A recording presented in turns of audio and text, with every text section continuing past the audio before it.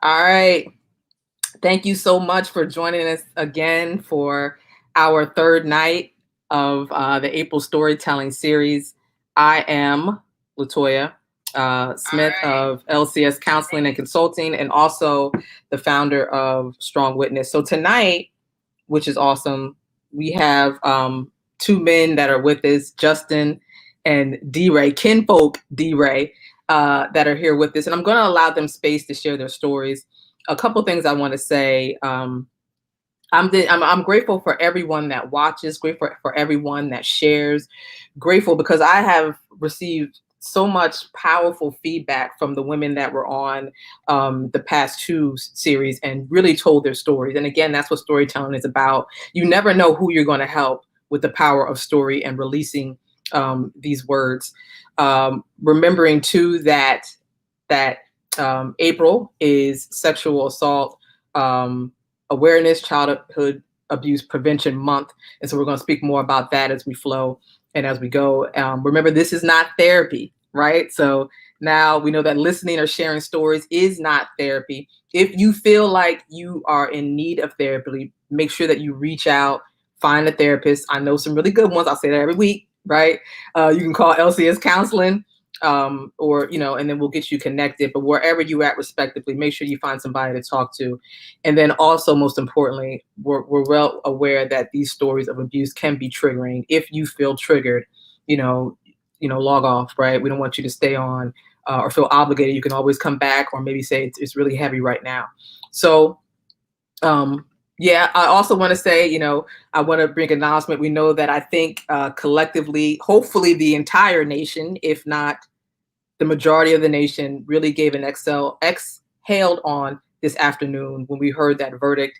We know that in this time and for this space, in this case, that justice was served. We know that obviously we would rather George Floyd to be here, but in this situation, it was a lot of emotions, a lot of feeling of emotions going on this afternoon. I know I had to sit quietly before and after, so it's a space. So I'm asking everybody, make sure you allow yourself to feel everything you're feeling. So I'm going to let D-Ray, he's going to speak first and share his story. But before he does that, I'm going to share a little bit of his music. I'm getting better at this. Justin even said that I'm getting better at StreamYard the last couple times. It was not good. But I'm going to play Kinfolk D-Ray's song, and then I'm going to allow him the space to flow into his story. So let me see here. I'm going to do that move. So Kinfolk,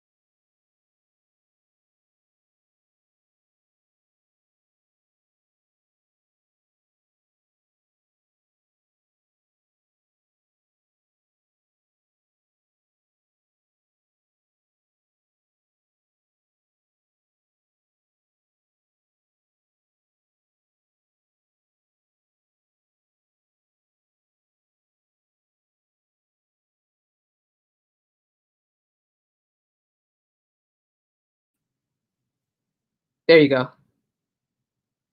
Go ahead, you can share. All right. So what's going on, everybody? My name is Kinfolk D-Ray, It's kinfolk because it's always love and it's always family. Um, my story starts when I was in elementary school. I was on the way home from. Oh, I needed to do something here. Set my timer. And so I was on the way. I was at the park and headed home from the park. Everybody had already left, and so I was the last one leaving. And I was walking home. A classmate of mine was coming the other way, and we spoke, and he grabbed me, and he was like, "Come with me," and I was like, "No, I'm leaving. I want to go the other way." And he just drugged me. He just basically grabbed me, overpowered me, and drugged me behind the bushes. And it was just, a lot of begging and pleading, please let me go. And as he's dragging me behind the bushes, I kind of don't know what's going to happen. But as he pinned me down on the ground and unzipped my pants, unbutton them, and just kind of, pretty much that's when everything happened. And, and he did what he did. And so, of course, it was one of those classics, you better not tell anybody. And I got up and I ran, I fixed my clothes and I ran home. But as I was running, the group of friends that already left the park, they were all there. And as I got ready to tell them what our classmate did to me, it was like a little voice inside of me that said, if you tell them, they're going to think you're gay. Like I said, I was in elementary school. I didn't really know what that meant. I just associated with weakness. And so I ran home, and I was so happy to see my mother. And I was about to tell her, what happened. But as I got ready to tell her what happened, that same voice in my mind was like, if you tell her, she's going to think you're gay and she's not going to love you. And so that was enough for me to keep it a secret and not share it with anybody, And so these questions started running through my head. Why wasn't I strong enough? If I really wanted to, I would have beat him up, but he was bigger than me. And he, like I said, basically overpowered me and just had his way with me. And that I didn't tell anyone for 3 years. I didn't tell my mother what happened until 3 years later. And she was furious and she wanted to call the police. And in my mind, if she called the police, I'm thinking in middle school age, oh, wow, it's going to be on the news. Everybody's going to know. And so I suppressed it again. And so basically, I kept his secret. And we didn't talk about it. And like I said, we were classmates. At one point, we even shared lockers. And we didn't go to high school. We went to high school together for a little bit, and then I transferred to another high school. And, our relationship, we didn't talk at all. And he passed away. And so when he passed away, I didn't feel the need for closure. I felt that I had already gained that just through healing, going through the church, and also telling my story to others. I felt like that I had already gained closure and healing from my story. But when he died, part of me was hoping that he had changed and maybe he got healing and forgiveness. And so that's my story. And it's always been a very uncomfortable story. I've never liked to tell it, but every time I do tell it, I get these secret inboxes from other men saying those same questions of feeling weak or thinking that you're going to be gay or thinking that no one's going to love you the right way because that happened to you, and especially by the same sex. So it was really tough for me. And carrying a secret for all those years, it manifested in ways that I didn't want it to manifest. I was only able to deal with those. And when I say manifest, I meant acting out sexually, being promiscuous, being with men, being with women. And it was very difficult for me. And so I thank God that I was able to tell my story, able to get help, able to get the healing. And at this point in my life, definitely have the victory. At this point in my life, it's definitely something that I use. If I feel like a young man needs to hear this story of what God brought me out of, I definitely share that. And so it's not always easy for me to tell my story because those cliches about men being tough and strong. Those things are still very much a part of me, but I know that we have to say something and we have to get over that. So this is my story. And I just want to share with y'all that God brought me out. Yeah, man, thank you so much for sharing that.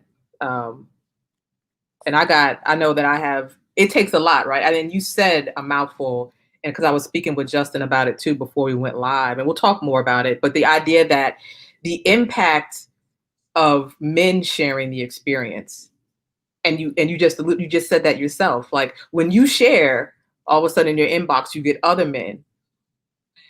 And then are they asking for help, or are they saying just thank you, or are they saying I didn't know what to say? Like what's that like?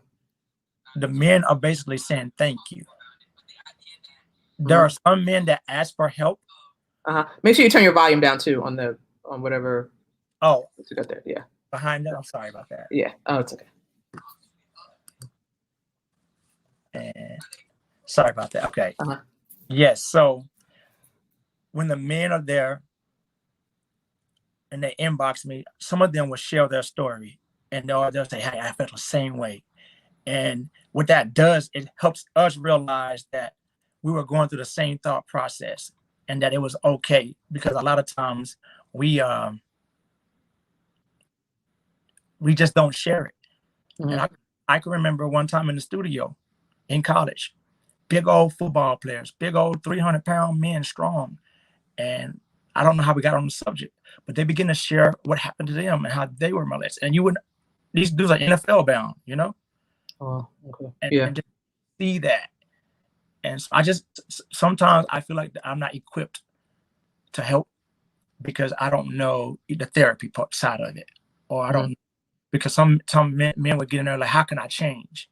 And I don't always want to go, well, Jesus saved me and Jesus brought me out, because sometimes it takes a little more. Yeah. And so I don't always just hit them over the head with Jesus got you. You know? And I know that's been my answer in the past, but I've grown a lot more since I've written a song. So now I know that it's something that is tough and you just can't say automatically. And that's something that we've been talking about too, especially the last couple of weeks, to not worry about having the right answer, but to be present. You know what I mean? And to just listen, and that first person that a survivor tells, that first person a survivor opens up to, just be there without judgment, without having a script, but just allowing that person to flow. Because the impact, that's how you know your story, which you already know this, has so much power that, like you said, these men just come up to you and feel free enough to say, you know what, thank you for sharing that. I didn't know how to say my experience, but you help somebody else, right? That's why you always hear, you never know who you're helping just by sharing. Yes.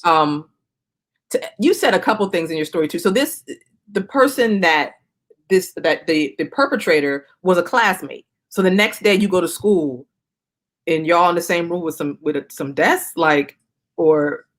So that happened in elementary, and for it to happen at such a young age, it shaped my whole everything. And so you go to middle school, and we do everything together. Middle school, we have every class together, and so I spent a lot of time. I played football with them, spent class with them, and like I said, we even went to high school for a little bit until I went to another school. But we were both in the fine arts, choir, acting, and so it was a lot. I had to see him, but that created this secret. Yeah. And that all that stuff grows in secret, and that secret grew into something else. The Bible talks about the wheat and tares; they're gonna have to grow together, and then you have to literally tear them out one by one. So us having to grow up together, do everything together, we were not friends because of that, but I just kept him close, because I knew what he was capable of. And did he act the same towards you? Was he different? Like, did you act the same towards him? Did you guys ever talk about it?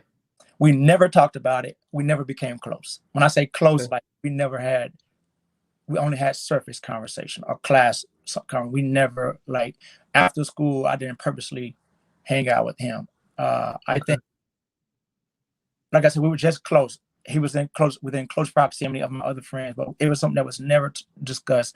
I think I maybe have talked about it one day, Mm-hmm.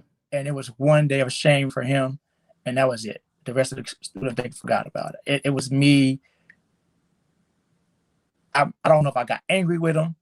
I don't know if he made me mad, but I told somebody like they was overheard us.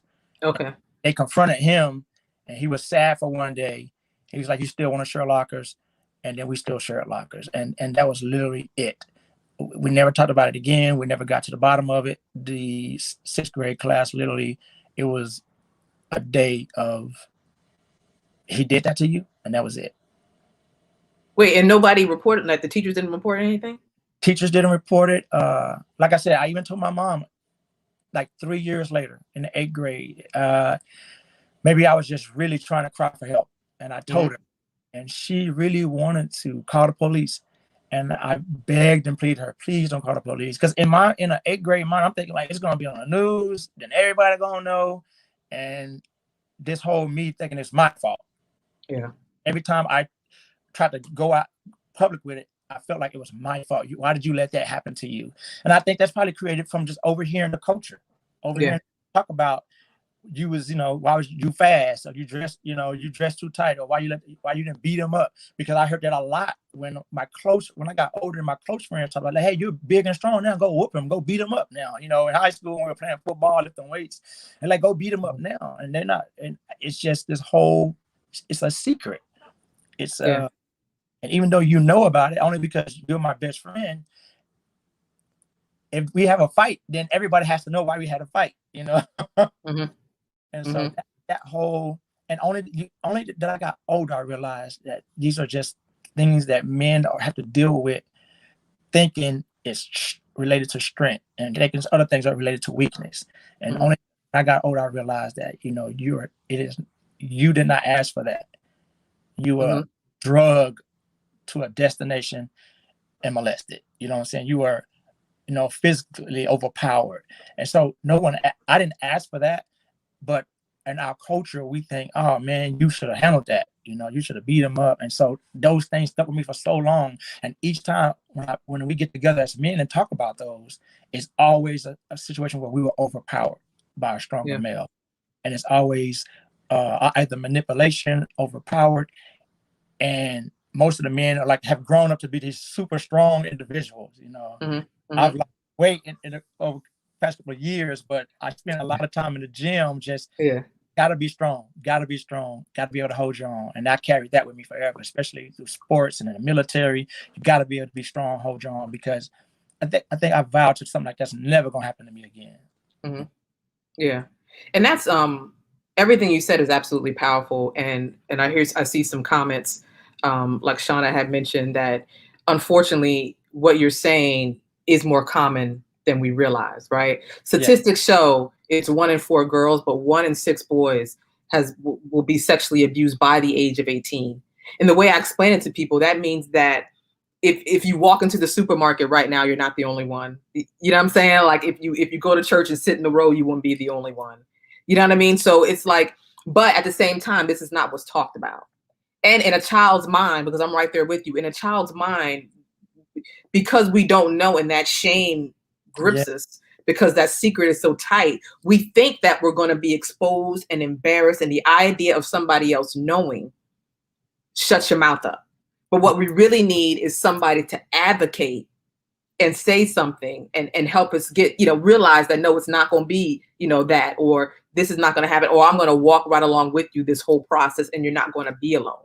Absolutely. But I can't imagine, like, I know myself being violated. I didn't have to be under the roof with the perpetrator that much longer, but I can't imagine going to school every day and sitting in the classroom and sharing a locker and then it being confronted, but then it being a secret again 2 days later.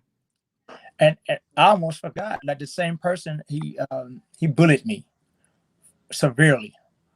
And I kind of forgot that part, but it was kind of right after that.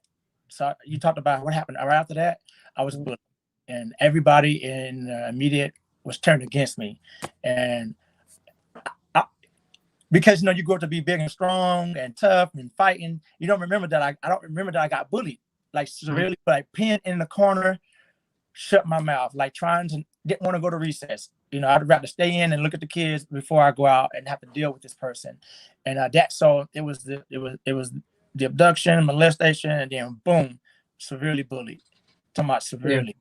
But all my friends were turning against me having to take the bus to the extra stop down to get off that stop so I could be closer to my house, because everybody got off the cool stop so they can all walk together, and I had to get off the other stop, the last stop, and walk by myself so I wouldn't be bullied. It was tough. And then my bully and molester grew up to be successful and was on TV and was in Hollywood and making commercials. And so having to see that, I didn't know how to feel for his success. Oh, wow. Okay. Well, I'm sorry. I thought you said he passed away. So he didn't pass away. It was somebody. No, he passed away. Okay, got you. Got you. Okay. He gained some notoriety in Hollywood. Oh, wow. Okay. And so another reason why I don't like to tell it, because if my classmates are listening, they can easily make the connection just like that. And so I don't like to talk about it because I don't want them inboxing me saying that I'm trying to clout chase. Okay. But does that help you? Has that ever blocked you getting free or interfered with you getting free? Because I don't need you to say anything now. I'm not trying to get you to say any names, but I'm just saying, does that keep you quiet and has it along the way kept you stuck? Or you felt like you were still finding peace? It didn't help me. Okay. I think this is the most open I've ever been. Well, thank you. Because of the platform. And so people are going to see it. And so I haven't never really spoken a way to where people can make the connection. I got you. Okay. Well, I appreciate what you have said, because I know that for men that are watching, even the women that are watching, you're doing exactly that. You're helping people. Yeah. You know what I mean? Just by your story, just by sharing, because I said it a minute ago, I know Justin, I'm about to bring him on in a second, but this is not something that we hear from men. And I don't want to get too deep into it. I definitely want to do it at the end after Justin shares too. And I see comments coming in about that. But what it means to a male or a boy to be silenced, right? Because this image to be tough, have it all together. But it's okay to share. Yeah. And a lot of that, my situation, not having a father. So having to guess what strength is, having to guess what all of that means. And then having friends that love you, but still with those remarks, the F words, gay and sissy, or, they may see something, not knowing what happened to me and not making an excuse, because everyone doesn't come out the same way. But for me, it happened the way it happened. And, Yeah. But even what Casey's sharing right here, what I was just thinking too, I know everybody watching is thanking you for your courage, but you said, okay, I never shared this way before, but like she's saying, there's some peace with that and some freedom with that. Like as these words come out, right? Even the stuff that we shut back and we suppress and we don't want to tell, you getting free right now by releasing. Yes. You know what I mean? And that's why I say not just for you, this storytelling is not just for you, but it's also for the listeners who are getting free as well. I want to allow space for, and thank you so much. I'm not done. Don't go anywhere. Don't log off, because I want to, I want us all to chat at the end, but yes. I want Justin to also come up and share his part as well. So I'm just going to take you off the screen for a moment, but don't go, because I know people, if anybody still has, well, I know you do. I know you got questions for D-Ray still. Make sure you post those. And at the end, we're going to get all your projects. I went to go download one of your songs and I didn't realize you had a bunch of projects. I said, okay, I'm going to find this one. So hold on one moment, okay? And then we're gonna allow Justin come up so he can share his story. First of all, I just want to say, if there was an applause button, I want to give myself an applause, because I'm learning how to work this thing. Because the first week I was trash, but now I'm getting better at it. So you know what I mean, Justin, I'm gonna play your song. You got any bars to spit to, like D-Ray? Like I got nothing. I got the biggest zero. So you got no bars? Okay. I got nothing. Okay, because if you had some bars, we was gonna make that happen. Okay. Yeah. So Justin, that's I know we were chatting before we came on for everybody here live. So yeah, if you want to just introduce yourself and move into the story. Listen, this is Justin. I'm sorry, Justin. I know I just asked you a question. Let me just plug something real quick. I know it's a heavy topic. I know that, you know, there's a lot going on in what we're saying. I never want to I'm not making light of anything, but before Justin gets started, I want you to know that Justin has this coffee, right? Like if I bought you some coffee lately, because I know I either bought it or I bragged about this coffee. Zinnia Rose coffee is the best coffee I have ever had. I'm not even playing. I love coffee, period. I'll drink coffee from everywhere. This man, I don't know where he gets these, straight from God. I think God, I think he prays and God, and he goes outside and then God just dropped these coffee beans in his hand. That's how good they are. But Justin, I'm gonna let you flow and and share your story, okay? Yeah, you crazy. We'll get into that another time, you know, for sure. Appreciate it. And I appreciate Kinfolk D-Ray sharing. I mean, you know, yeah, it's a tough topic, and it's crazy because I've never like shared this story or whatever like publicly. So, you know, we'll just give it a go and see how it works. But so yeah, I was a victim of childhood sexual abuse. Like for me, trying to just recount the story, you know, we were in transition as a family. My dad, my brother, my sister, and I were in transition. My pops, because of some things, whatever my mom was going through, he took his kids and we moved. We moved from Ohio to Florida. And so with that, if you know, if I'm tracking this right, I don't think at the time, like family wise or whatever, we had support.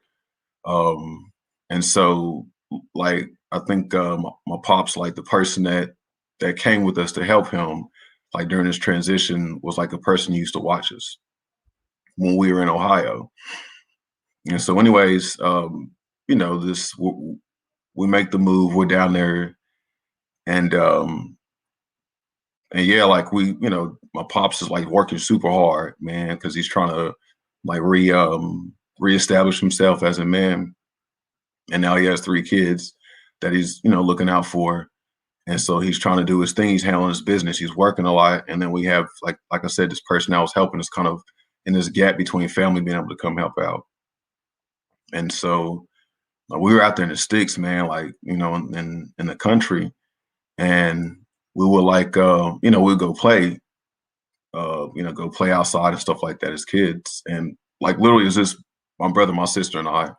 And we're out, like, it's pretty rural and remote. So there's not like neighborhoods or anything like that, like literally like dirt road and sticks. And yeah, so my brother, sister, and I, we will go play. You know, we may, I don't know, go and be off in the woods for whatever point in time. And then you will go home to like use the restroom or something like that. But we pretty much like played outside a lot. And one of the times, I don't know, I was going in to use the restroom. The caretaker person, he was male, like he, you know, he was there or whatever, and I don't know, man, it just got weird. And so yeah, I mean, basically, you know, like there's like where the bathroom is, maybe I don't know, 10 feet away from that bathroom or something, 20 feet away, something like that, there's a bedroom. And so like I go back like to use the restroom, and it's like he was just kind of like standing over there, just hanging out or whatever. And then, you know, next thing you know, I'm like in the bedroom and, you know, whatever. So it's horrible. And then, you know, from there, like I didn't say anything, like it just kind of happened. I just felt like crazy or whatever. And like I just remember like like part of it felt crazy because I don't even think I used the restroom or whatever I like intended going there for. I just like ran back outside or whatever. And I just remember like trying to get around my sister, my siblings, and I just never said anything about it. Like just kind of like just I don't know, like it just freaked me out, and it's just like I don't know, like I didn't know what to do, so I just really didn't say anything. And so, anyways, I don't know. It was like a long time, a very long time. like man, I don't even think I don't remember telling my siblings. I think maybe I've told them now as adults. Um, and like the person, he wanted like leaving or whatever, going back up north. And I think it was only like once or so. I mean, to be honest, I don't like now talking about it and trying to remember it. I guess because I've tried to suppress so much of it or whatever else, I don't remember a whole lot of it. But like, anyways, I think it was maybe like once. I think it was just once, and then like he burned off. I think like him and my dad maybe got into it, whatever. I don't know. And then he left, and I was like it. And then like I said, I got back reconnected like with my mom in high school, and I just like through life just had all kind of like I was like hecka emo and all this stuff, and just went through like a lot of transitions. So, anyways, I finally like remember for the first time telling someone when I was in high school. There's a teacher I had, and this teacher was like, she like a godsend, man. She was real nice, and just like she was a real sweet teacher. You know, shout out Miss Candace Corbin. And like she gave me a Bible, and like she was just a beautiful lady, and I'm sure she still is a beautiful spirit.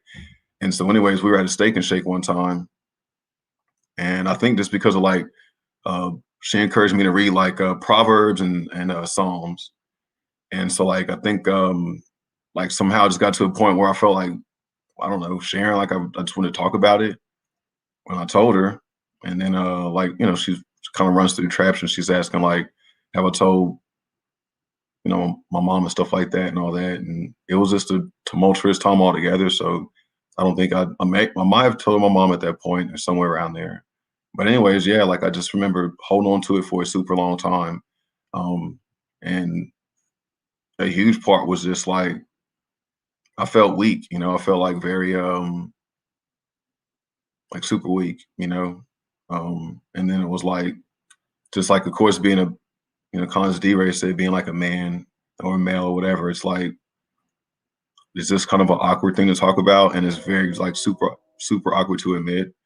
Um again, because you're supposed to be all strong and macho and all this stuff. And it's like, you know, yeah, you know, somebody took your cookies, man. So anyways, so I'm never like I mean even with other males just never really talked about it and stuff. So yeah, I just it's a big weight, you know, feels good to kind of get out. But anyways, I talked to like my high school teacher about it and kind of released it some then and still kind of held on to it. And so it really like in adulthood and with the culminations of some other like factors, like grief factors and things like that, then, you know, kind of like the latter part of my 20s kind of started unpacking it more and just getting more healthy with it. But like I never, I think, you know, I saw the person like one more time after that.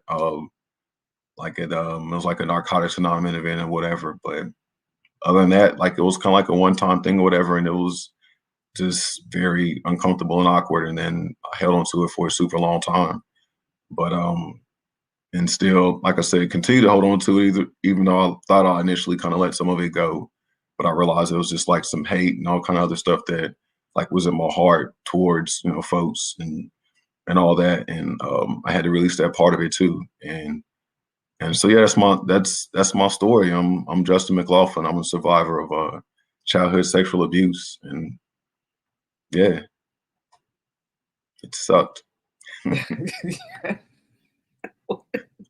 Thank you.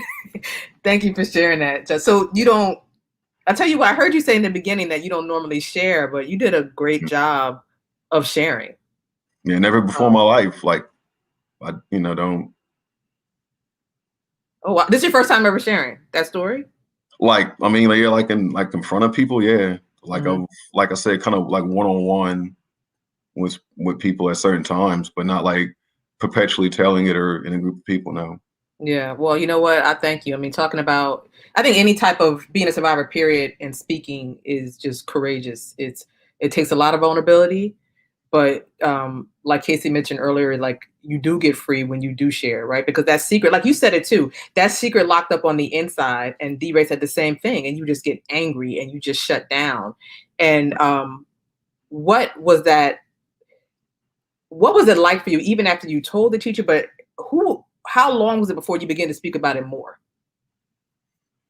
Like so I was probably like, when it happened, maybe like 7 or 8, something like that, 9 or something, 7, 8, 9, somewhere around there. And then again, by the time I opened my mouth to say something about it, I was probably like 14 or 15. Right. But then after that, when did you start talking about it more? Didn't really still until like seriously therapy as like an adult, like 20 some odd years old. Mm-hmm. And like I said, a lot of that came from my brother committed suicide. So then like going into that and just kind of like having to not just deal with suicide, but just like deal with a lot of stuff like within myself, period. Mm-hmm. I kind of start, and I still don't talk about it. Like, to be honest, like this is, like I don't talk about it. Yeah. Well, thank you. I'm sorry. Your brother, you had to deal with that as well, right? And sometimes that's what happens as far as trauma. Sometimes when we suppress, and then life changes, something happens or something triggers certain emotions, and then it's like this well that opens up, right? Yep. And that's a little bit of what I hear you saying. I thought that I dealt with some things, but then something else traumatic happened, where your brother took his life at that time, and then this well of emotion begins to, and things you didn't know you were feeling, kind of like D-Ray was saying, I didn't even remember I thought that, or I didn't remember I felt like that, and then just begins to flow from there. Is that some of what you were experiencing? Yeah, it was like just kind of like realizing just how much stuff was in there, like you start unpacking some of it, for sure, and then it's like, okay, I'm thinking it's just, because as men we compartmentalize things, right? So it's like, okay, like seriously, I was in this very depressed state, and even like just like having a new family and all this stuff like this in this very just crazy depressed state. Like even to the point of like having to take medication, I was like, okay, something's going on. Like, what is going on? So, anyways, like starting to unpack the grief, and then just seriously kind of walking through the different layers, man, of like what else is in there. What else, to your point, traumas. What else experiences, things like that, are in there that are contributing to like these behaviors. Mm-hmm. Mm-hmm. And I think that's something too. Like, D-Ray was in elementary school. You were in elementary school, right? And just the layers that come with it. And let's talk a little bit about that too, just the weight of that burden of keeping the secret. Because I said that recently, and I say it a lot when I share my story too. It's like all of a sudden, it's almost like you go through this. If you guys can think of like a science fiction movie, like almost like you enter into a different zone, and it's like life happens around you, and like that story goes someplace else. I mean, it's there, but it's like you're in a different, almost like you're looking through a haze. Exactly. And you can't get it off you, but at the same time, it's not, you don't know how to bring the words up and out. Is that? I mean, like we, we were raised super homely, period. So it's like to, like complain about stuff or whatever. It's like, it's not something that, in our household, like you just, you had to grind stuff out. And so like, everything is like, you just work harder, and it's like, mind over matter type things. And so like, yeah, you just start like whenever, whatever, after it initially happened, whatever else, comes with that is just like you say, you're trying to suppress it. And then to your point, like there's these fogs, or you're just in like these states, and you're in them for like whiles, like somebody said like a Twilight Zone or something, like seriously, where you're just like in these states, and seriously, like your emotions are all, I mean, like I will, paint my fingernails, like just all kind of stuff, I'll dye my hair, just all these different things. And it's like all the while underneath there's things going on, but it's like, again, you just don't talk about it. It's like you just said, it's like, whatever else, your grades, whatever, I'm saying, like all this different stuff. And it's just, until you get to that place where you just start hitting it head on. To your point, it is really like a fog or a haze or these cloudy glasses, or just whatever's appropriate. And I wanna talk about that too. I'm gonna bring D-Ray back in for a moment. And I heard you say you dyed your hair and you paint. I heard you in your story when you said you were hecka emo, is what you said. I heard that. I didn't want to let that pass. I want to see if anybody else heard that too. But I know this is his story, and I didn't want to, you share your story how you see fit. Like, I just want to let you know. I heard like you say hecka Marilyn emo. Manson, goth music, like Jinko jeans with chains, like for real, like because like I felt like rock me, whatever, like that, whatever that raw emotion was of that, like, I'm saying, like there was just something that hit with that, you know what I'm saying? So it was like those like ways, I guess, looking back at it, ways that I guess like I was like trying to deal with it, it was like those different type of things, like, my identity or whatever, or I don't know. But anyways, yeah. I want to, and I want to allow space for you two to kind of flow in this area. There's a couple things I want to think about, but I want to talk about. One, I really want people to understand, again, you two, thank you so much for the courage it took to share, right? For your vulnerability, and for opening up. And I didn't realize, I'm just grateful that you both were able to do that. And even Justin, this being one of the first times that you have shared. I don't think people fully get, because I know we talked about that haze. I don't know about you two, but I know for myself, I can't say that not a day has gone by in my life that I haven't thought about the incident, at least in some way. Not that it affects me like still when I was in middle school, but almost like, flash in, flash out. Do you understand what I'm saying? Do you all feel the same way, even if it is suppressed? Go ahead. Like one of the ways I realize it does it now is like with my son, because like I'm like so like with my kids in general, like just so like protective over them, saying like, so because again, like this is somebody, it wasn't a stranger, like in D-Ray's situation, like this was somebody I knew, and like and on top of that, this was like somebody who was supposed to be there for me and help me, you know what I mean? Especially us in this time, again, we're going through this nutso transition to where we're going from one state to another and all this other stuff. And so like, to your point, like, even though I don't think about it like that action itself, the ripple effect is like, I'm ultra protective and looking at on him, like both my kids, like I'm very like, we're, just untrustworthy of folks. Yeah. What about you, D-Ray? So I always think about, how that affected me, and maybe it made me a victim, and I didn't even realize I was a victim until later in life. And I didn't want to be a victim anymore. But I realized when that happened, I started blaming people, and because I didn't want it to be on me. I didn't want it to be, it happened to you. So it happened to me because my daddy wasn't there. My father wasn't there to help me, because I really cried for him. Like I really, when it was happening, if my father was here, he'd have taught me how to beat him up. He'd have taught me how to fight him, or he would have protected me, prevented it. And so I don't think, because I didn't get the proper healing and the proper counseling, I just became a victim, and I hated that. And so whenever I would get called out on it, I would try to own up to stuff, I own up to it. And so, but I didn't even realize that I did what you said. I was in this fog, this crazy world. I thought everybody could see through me. I thought everybody could see through me. Everybody could see, so I don't know why I was so weak, strength and weakness oriented. That's all like everybody can see I'm weak. So I have to be strong on the outside so much. So, I played, like I said, I played football, ran track. I did things that required strength, and even when I was in fine arts, I didn't want to be a tenor because I had this high voice.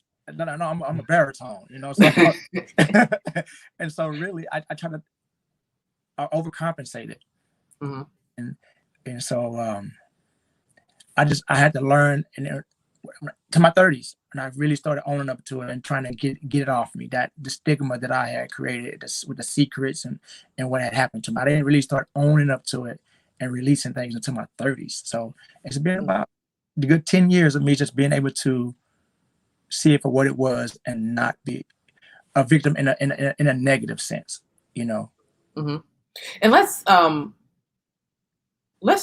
about that some, and because I know that's kind of an ongoing theme here, and in the comments too, of D-Ray, what you're saying is, listen, I had to do the extreme because I felt like they saw through me, right? So I had to, or Justin, what you're saying, listen, I had to hold on to something. I think Stephanie just mentioned it too, like this outward expression of this internal struggle. What's going on? I don't know what to do with it, but I need to get this stuff out of me, right? So let's talk about that some more, especially when it comes to males, whether it be finding and wanting to be the toughest in the room to hide and to mask everything underneath, right? Or showing behaviors we said a couple weeks ago, picking up on certain like addictions, whether it be drug and alcohol, to try to mask and cover up this deeper pain. You know, especially for men, what can we do to help break that stigma? What can we do to normalize talking about this? Because what I said earlier, remember, 1 in 6 boys has been sexually assaulted by the age of 18. So how can we normalize this so other boys don't have to wait till their 20s, 30s, or hold this secret into their later years? If I could say something about proper male intimacy, I think that's missing. I'll hug my nephews, and their father's not in their life, and they'll stiff up. My sons live in California, but whenever they visit me in the summers, I'll give them a big hug, show them affection, and they'll stiff up. It's just because they're not used to it. I always tell my sons, hey, I'm your father, and I love you. It's okay if I give you a hug, you know, or bring you close to me. And we don't, and not everyone is fatherless now, has father struggles with that. But in my upbringing, I grew up in a community with no fathers. And so we just didn't know. That's why everything was one-sided, lopsided. Strength. You got to be strong. And we didn't know how to give another man a hug. You know, our fathers didn't kiss us on the forehead when we were big boys or something like that. You know, we didn't know male intimacy. And even it sounds crazy to me, male intimacy. It sounds crazy. But that's something that you get from a father early on. That's why I said I guessed how to be a man. I was guessing from the D-boys, the drug dealers. I was guessing how to be a man from all these, you know, wherever I could grasp, wherever I could get male anything out. And that's why I also got caught up, you know, acting out sexually, trying to grab anything. And sometimes some men will take advantage of that. And so how can we help? Remember that time I said we were in the studio and we started talking about, and I would have never guessed that my dudes, you know, my dogs, you know, we rapping together, we would go to school, they playing ball, and, you know, college is, and then for us to have a quiet moment, and all of a sudden we started talking about our heart, these issues that have really bothered us. And it was in that quiet time that I realized men need a safe place where they can talk. And so, but that also, they were open, they opened up because they felt safe and because we was boys. And so that was that intimacy I was talking about. Yeah, that's good. Justin, do you have anything? Go ahead. I mean, D-Ray's on to it. Like I think it's just a challenge, and I can't speak for any other culture, so let me just say it like that. I'll just preface it with that. I can't speak for it, but for our culture, I think it's just a challenge for like us as men to like feel comfortable just talking about like anything, like a lot of times being emotionally vulnerable, like you said, having that intimacy of like, or just, you know, even saying things like I'm sad or I'm scared or I'm afraid, you know, like that's weakness, right? Like, oh, you can't show weakness, and it's like, you know, especially with each other. And like, as far as, I think conversations like this are definitely helpful. I think we just have to, you know, as guys, especially from, you know, guys with very powerful voices and platforms, have to be able to, you know, continue to stir conversations around it. You know, like even, I mean, amongst everything going on, you know, how many conversations do we hear about men sharing, you know, being vulnerable with each other about whatever, you know, traumas and experiences we have? You know, it's just not something that's even like part of our conversations as guys. So like I said, especially for our culture, man, we just have to do better. Maybe starting groups and things like that, or organizations. I know, you know, sometimes with like, you know, church organizations, there can be those opportunities, but other than that, like, I mean, I've never experienced them. I can't speak for anybody else, but like, I've never really experienced them, you know? Yeah, I think, and we got another question right here, but I think what you two are talking about, D-Ray, what you mentioned, just that male intimacy, like it's okay to hug, it's okay to express how you're feeling, it's okay to say you're sad and not always show, you know, anger. It's okay to say somebody touched me, you know, or when somebody violates me, it doesn't decrease my value or my worth as a human being or male, but this is what happened to me, you know. And that can only come by talking more, but it's one of those things where we, which as a culture, as a community, as, you know, human beings, period, we can do that. And I think that kind of leads into what Casey's talking about here. Do you feel like women have been abused? Like the women who've been abused don't get the same judgment as the men? Like that stigma placed on them or labels? Yeah, I guess, of course, in the case by case basis, I think like just as a whole, no. I think there are certain cases where you're like, for sure, women get like, oh yeah, you deserve that, or you kind of put yourself in that situation, so that should happen type thing, but which is never okay. But as a whole, yeah, I think women kind of do, like, there's a different, oh, it's more of a victim, whereas with a guy, I think it's, I don't know.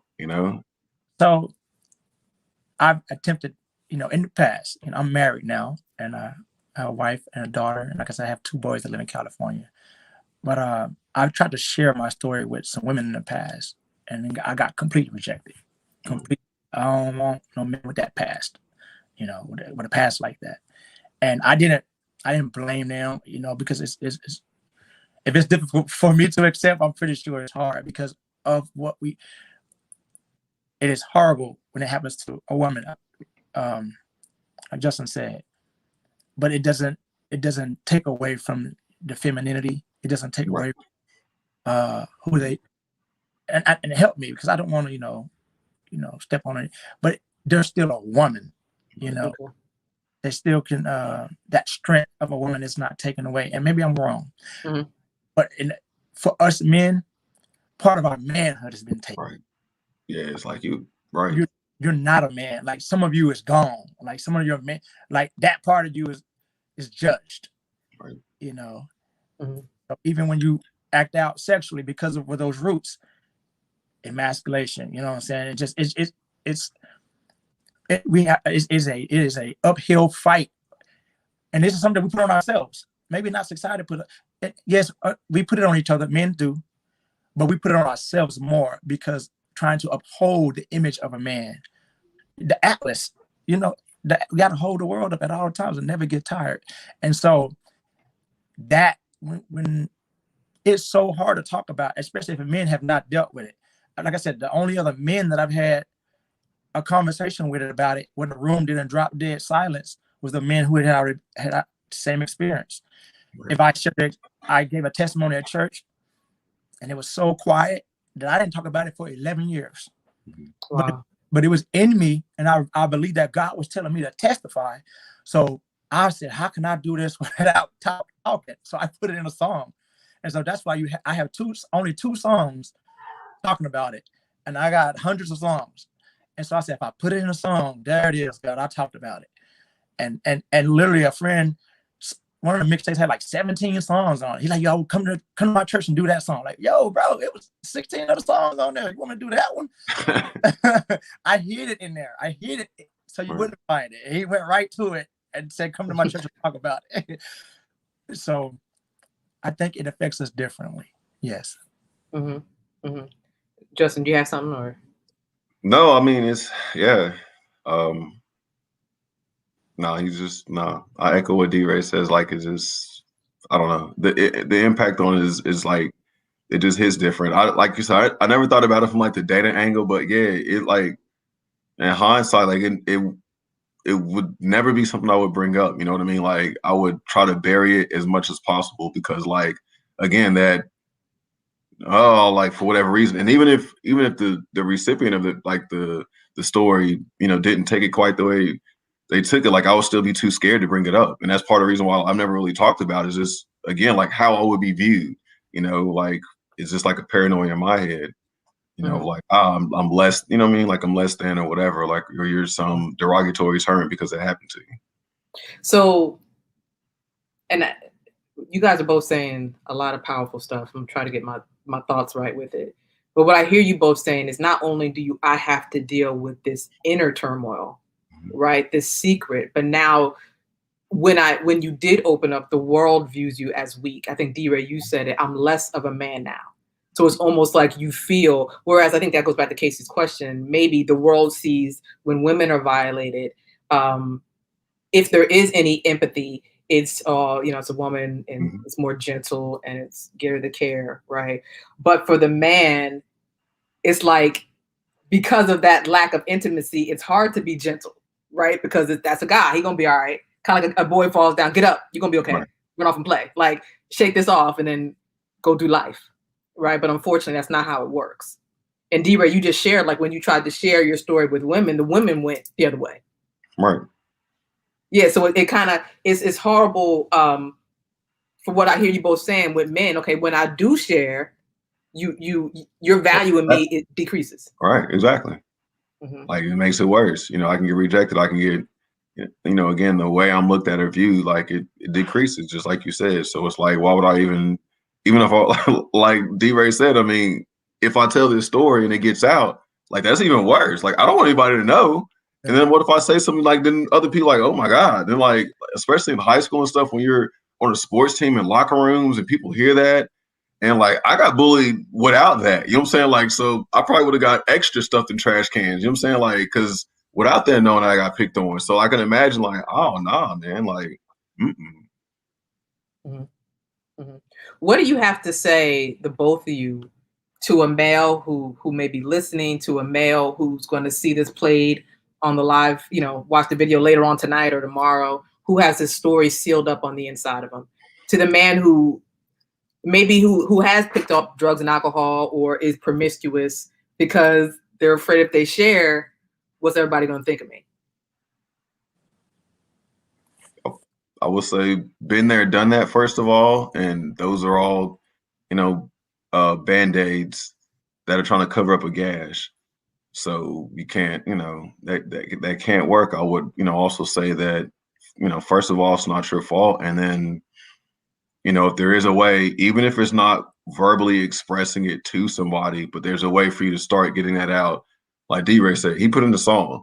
The song's phenomenal. You can tell, like, you know, that you know what went into it. You can feel it, you know, just with the way he's speaking in the song. So, you know, write it down or something like that, but just start getting it out. And then, you know, I would say, in my humble opinion, there is a point where you do have to kind of start, like, because it's just something different. You can get it out. Like, I believe maybe I wrote about it and stuff, but, like, just kind of talking specifically through it to try to start unwinding it. So then it helps relieve other things because it's tied to so much. And you just kind of have to deal with it, you know? It's just the truth. And if you can afford to, you know, find, you know, a licensed therapist, a qualified therapist, to, you know, that's a good fit in a match that you can go talk to, because it ties into so many different avenues of life. I know for me, it ties into so many different things for me that it's something I had to deal with. And that, you know, if nothing else, you know, you got two brothers that are here for you. So, you know, find us on social media, something like that. And just, if nothing else, you know, shoot us a direct message and, you know, we'll get back to you. Like, I know I can't speak for D-Ray, but I'm pretty sure he will. And I know, like, you know, if nothing else, you got two brothers that, you know, in this world, out of all these billions of people that's fighting this battle with you, and I got your back. So. Yeah, that's beautiful. Thank you, Justin, for saying that. You know, now I'm a little older, and I've dealt with I'm in groups now that help me, because I'll tell them in a minute, hey, y'all, I don't want to share. I'll tell them, and then and they've got me to realize that I'm still maybe carrying a little bit of shame, and to get it all out. And so I would just let them, to anybody that reaches out to me, I would just tell you to go ahead and feel everything. Feel the shame, maybe go through your victim stage, go through it. Don't allow anyone to rush you. Don't allow anyone to judge you, because it's a traumatic experience that sometimes we are allowed to shape our entire lives, whether we want to or not. Mm-hmm. So with this thing shaping your life, you can take back control, but you allow yourself to go through it without having to try to overcompensate and become someone else to cover up the real you. And sometimes it's okay to show that we're hurt. You know, being injured is, you know, it no longer looks glamorous. You know, you may be on the bench for a little bit, you may be healing, you may be walking different. When you heal, you're still going to be a whole man. You're still going to be who God made you to be. And I just want to tell any man that's dealing with it or keeping it a secret that you can heal, be whole, and God has something just for you that's special. Amen. Amen. And that's good right there. I like what you said, especially the men. You don't have to cover up who you are to present for somebody else, right? And I see what my pastor put here. You know, you don't have to prove yourself to anybody else, right? If only when that goes back to our intimacy part, if only people realized that it's okay to express and to talk, right? If only that was more normalized than the Exactly. toughness, right? Yeah. I often say too that we have to learn how to change our definition of what strong really means. Because we Absolutely. think strong is walking around punching people in the face or how much Man, you can lift, exactly. but strong is you two right now, Exactly. right? Sharing this story the way you're sharing it for the first time, right? Right. Yeah, because I mean, like you said Another question. Go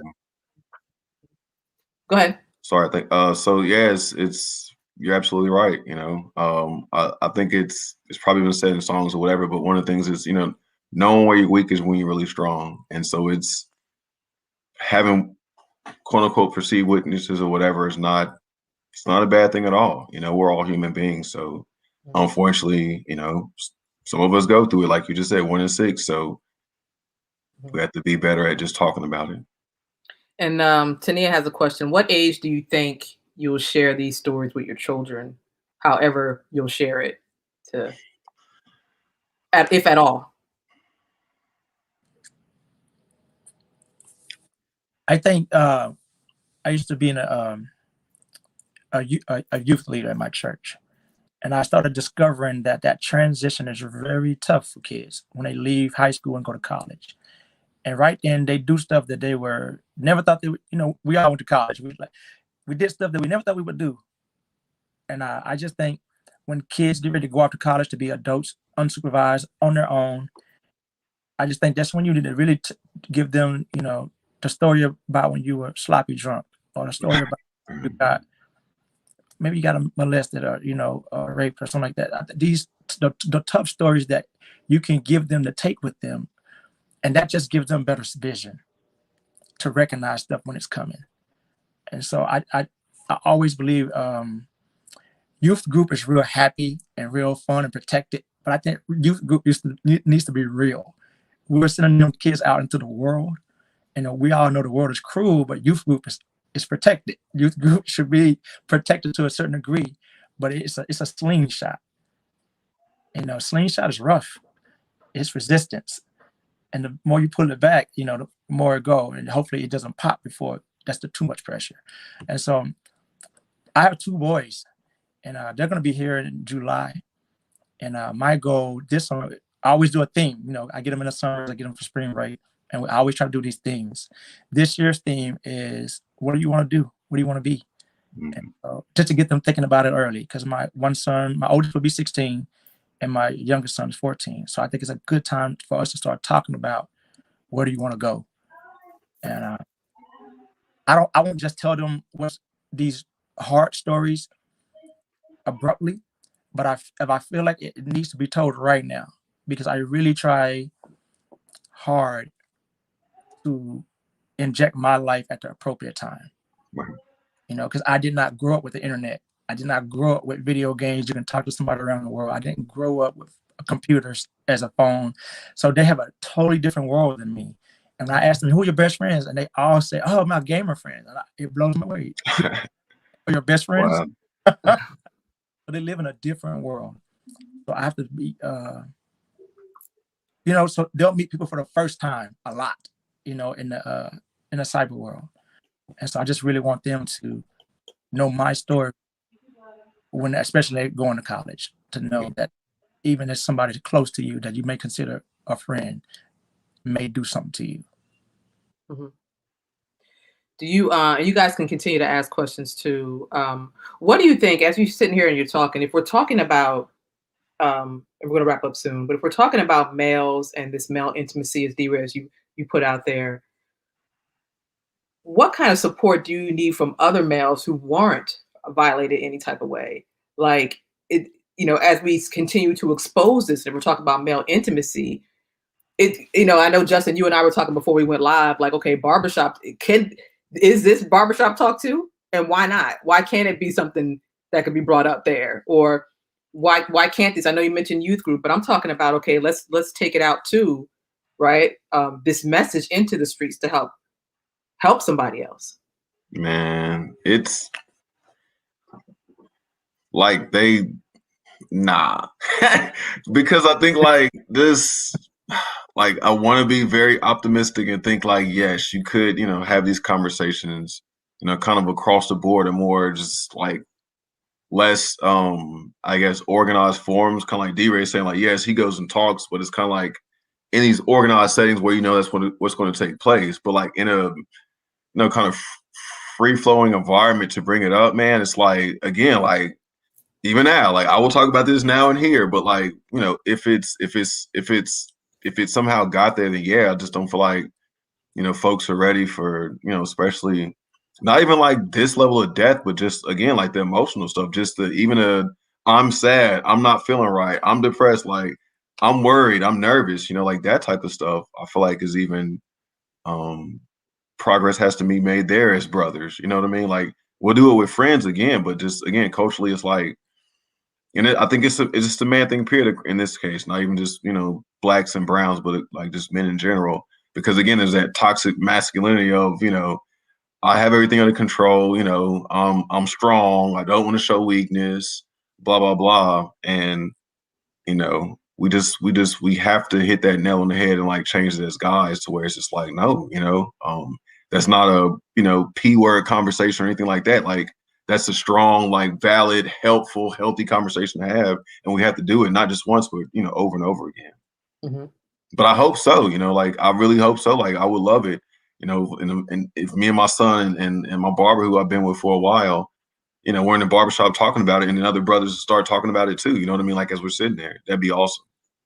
Yeah. I'm a huge advocate of barbershop talk. Like right. I go in a barbershop and take over. Like I'll just too quiet. Like, hey, we're not getting barbershop therapy. I'm about to start it up.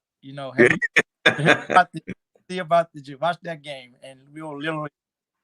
I'm going to get my experience. I'm giving you this money, so we're going to get this barbershop experience on. You know what I'm saying? Uh-huh. I think for men who have not experienced this, I think we have to just say, "Hey, we're going to change the rules real quick." Like it's literally almost. I won't say it's a cardinal sin. It's just, bro, why you bringing that up, bro? Because right. I love other men would think that we're attention seeking. Exactly. And then attention seeking is weak. Exactly. Oh, that's what you doing, dog? What you doing? Like, well, why you gotta bring that up? Exactly. So now, when he said that statement, why you gotta bring that up? That's cue to change the subject. Exactly. So we have to change the rules on the go. That's good. We have to change the rule. No. Let me get it out. No, let me talk. Let me say something. We literally have to bring it back to where was that? I didn't give my little brother, I think y'all forgive me, I don't know his age. He's 25, 26. He's just a young person. But I literally had to, and I'm just going to get deep. I waited for the Holy Spirit to tell him my testimony. Okay. Struggling with a lot of things. And I just was so nervous about telling him my whole story. Yeah. So we got some tickets to a men's conference. I go to a big men's conference. And right as we pulled up in the parking lot, I said, yo, I really did all this just to tell you this. And it was a quiet, intimate moment with my little brother. And I spilled my guts. And he said he didn't know any of it had ever happened. Wow. It happened to me. He didn't know how it manifested. He didn't know. And now he knows. And so, and I love him. And we're not as close as I would like for us to be. But I did what I felt that I needed to do with my little brother because I saw him going in a direction and maybe he needed to hear my story. Yeah. Yeah. I don't think it's a maybe. I think, I'm sure he needed to hear it, right? Because sometimes, again, it doesn't have to be the exact experience, but even hearing somebody else's struggles also frees. Listen, if you could speak and if you're okay with that, that gives me the encouragement to be okay with this. You know what I mean? Just hearing somebody else talk about it. And I'm blown away by the impact you all are having, not just now in sharing, but even the more you talk, I can see how impactful you've been in life, to other men or to your children, to your families in the communities where you're at. And just the idea of you two men coming and sharing this, I know you are helping more males and I know what's to come. And I'm encouraging you, which I hope you're encouraged already, right? That you'll start you'll have these little conversation starters with other men. And maybe it's you two. Maybe it's you, Justin, who goes in the barbershop and starts having these conversations. It's coming, right? Absolutely. And these comments are just powerful of what people are sharing. Any lasting words for those that are listening? Or better yet, well, you can say that too, but also share how people can connect with you. D-Ray, share about your music. Justin, of course, we got to talk about that coffee some more. You can share with people how to get that as well. But you all just lead the people with a little bit of something as far as the topic. And I think that, I think Tania said it, that male intimacy topic, maybe that's a whole nother storytelling series. I think we need to ride out with that one, because that's pretty heavy. But go ahead. I'll let you guys talk about how people can get in contact with you if they need to. D-Ray, you got the floor, man. Go for it. All right. So guys, I'm a Christian rapper, and my heart, I heard Tupac at a young age, and I really thought he was the only man in the world that understood me. And so as I got older, I realized that I had a small circle of men that I listened to. And so that's part of the reason why I started rapping, because I wanted some other young man to maybe be in that same position I was and listen to my lyrics. And maybe he wants to believe I'm the only one that understands him. But it's not me. I'm talking about God. So you can find me at Kinfolk D-Ray across all social media platforms. And so my music is available on all digital platforms. And got new music coming on my birthday, May 7th. I'll be 42. So I'm excited about a year, being blessed and being able to love on my family. Go ahead, Justin. Yeah, well, I guess just say thank you, LaToya, for having me. Thank you, Kinfolk D-Ray, for leading the conversation, man. Because again, I've never, kind of talked about this. So yeah, thank you all for making me feel comfortable. First of all, and then, for all the support, just thank everybody. And yeah, if you, I roast coffee. So if you like coffee, man, I want to get your coffee on. You can check me out, www.Xenia Roastery, XENIA roastery.com. And yeah, we have specialty coffee. So it's just getting that going is exciting, and just however we can continue to contribute to, positivity for our culture, man, I'm all about it. And so, anybody out there, especially guys, if you need somebody to talk to, you can find me, Justin McLaughlin, McLaughlin is my last name. So just direct message me, man. And thank you guys. Mm-hmm. And thank you both for coming on and sharing. My pastor says she loved Tupac, but heaven doesn't have a ghetto. Just wanted to throw that one in there. There's no ghetto. This is my quiet nights. Had to rewind so much pressure in this life of mine. I cried times off of contemplating suicide. When the trouble, when you held that knot, all I could see was mama's eyes. Okay, he has bars too, Kinfolk. I think you need to put him on the next song. That was all right. You said in the beginning, I asked you, Justin, you got some songs too? And you said no. Tupac. All right, everybody who's watching, thank you so much for coming, joining us here for this discussion, and for these two men and the courage they've shown, for everything they've talked about. Remember that if in this experience, we talked about a lot of heavy stuff, but much needed stuff, right? From childhood sexual abuse and the idea that 1 in 6 boys has been touched by the age of 18, right? 1 in 4 girls, 1 in 6 boys. I think I saw Stephanie put it that the statistics are about the same, but less reported for males. And we talked about why, right? That shame, that stigma. Will they think less of me? And women feel the same way too. But D-Ray, you said it clearly. Like will it make me less of a man at that point? But understanding that we talked about a lot. If anything, storytelling is powerful, but it's not therapy. If you feel like you need therapy, make sure you reach out to us here at LCS Counseling, or find a therapist in your area, because there's always great need to talk, and that's what it's about. And understanding too, again, the triggers, so knowing your triggers. And I'm killing these banners. I don't know what y'all talk about. I'm nice. Hey, the first week I couldn't do it. I just wanted to add that. It had nothing to do with what I'm talking about. But my banner game's coming up. Hey, yo, you rolling with this thing now. Banners are nice. Next thing you know, we're gonna have like an intro song. I tried. I couldn't. Well, I kind of did, and I turned the volume down real cool. And then the wife was like, "We can't hear the song." It was my DJ skills I was turning down. But everybody, thank you so much for coming on, and I appreciate you all. And I don't think we have any more questions. I think that's about it. I think everybody's starting to rap Tupac in the comments. So I mean, it's yeah. But you all, thank you, and keep sharing. And I'll let you know when we do that. We do that male intimacy one. We're gonna flow with that one. absolutely Okay. All right. Thank you all. You be blessed. You. Have a good night. Oh, peace on. There we go. Peace. All right.